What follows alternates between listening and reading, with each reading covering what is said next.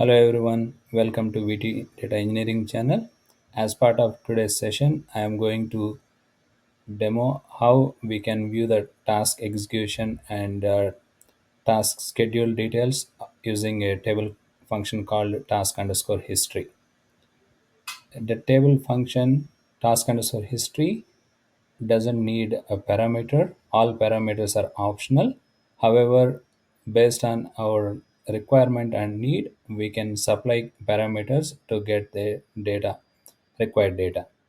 So as we see here, the first step, it doesn't require any parameters. If we execute this SQL as it is, it's going to show all the task details in a order, schedule time order. So as you see here, couple of tasks, there are two tasks that are being executed. All the tasks are shown using this query. However, if we want to limit and retrieve the data in a using a timestamp, or if you want to retrieve the task execution between two time periods, we can pass schedule time range start and schedule time range end, and within between these two timestamps the results will be produced. So as we see here, yesterday we started executing these two tasks, and between yesterday and today we can see all the results.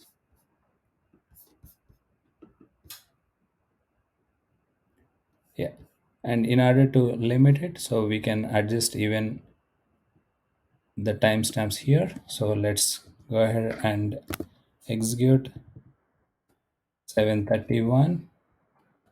Probably we specify here timestamp 14, and probably we can say 16.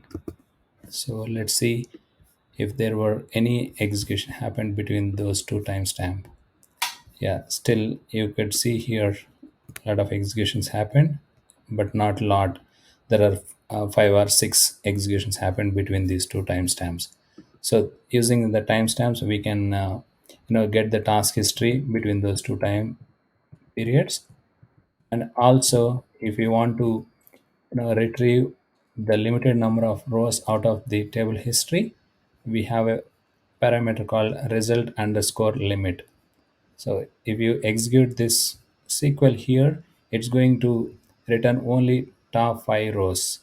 So here in this case, it's going to get all the task history based on the schedule time, and it's going to limit the top five rows. So let's say if we just execute this query, yeah, it's going to return only last five executions.